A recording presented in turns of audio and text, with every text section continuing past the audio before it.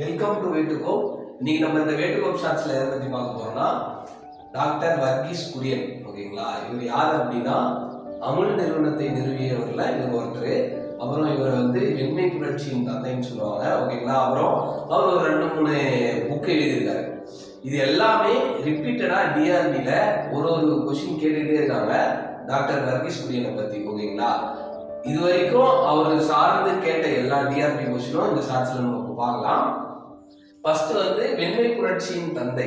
ஓகேங்களா, வெண்மை புரட்சியின் தந்தை அப்படின்னு சொல்லி யாருன்னா டாக்டர் வர்கீஸ் குரியன். அடுத்தது நானும் ஒரு கனவு கண்டேன் எனும் புத்தகத்தை எழுதியவர் அவரும் வர்கீஸ் குரியன். ஓகேங்களா, இந்த கொஸ்டின் நம்ம இப்போ இதுக்கு முன்னாடி ஒரு ஃப்ரீ டெஸ்ட் வச்சிருப்போம். அந்த ஃப்ரீ டெஸ்ட்ல இந்த கொஸ்டின் நம்ம பிளேஸ் பண்ணியிருக்கோம். அடுத்தது முடிவுறா கனவுகளின் ஆசிரியர். ஓகேங்களா, இந்த புத்தகத்தோட ஆசிரியரும் அவர் தான்.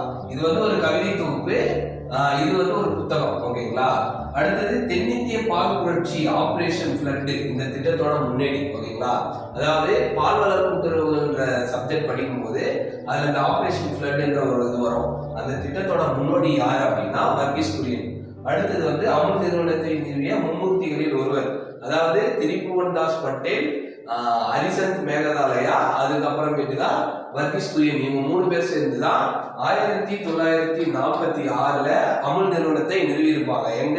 குஜராத் மாநிலம் கைரா மாவட்டம் ஆனந்த் என்ற ஊர்ல தான் இந்த அமுல் நிறுவனத்தை நிறுவியிருப்பாங்க.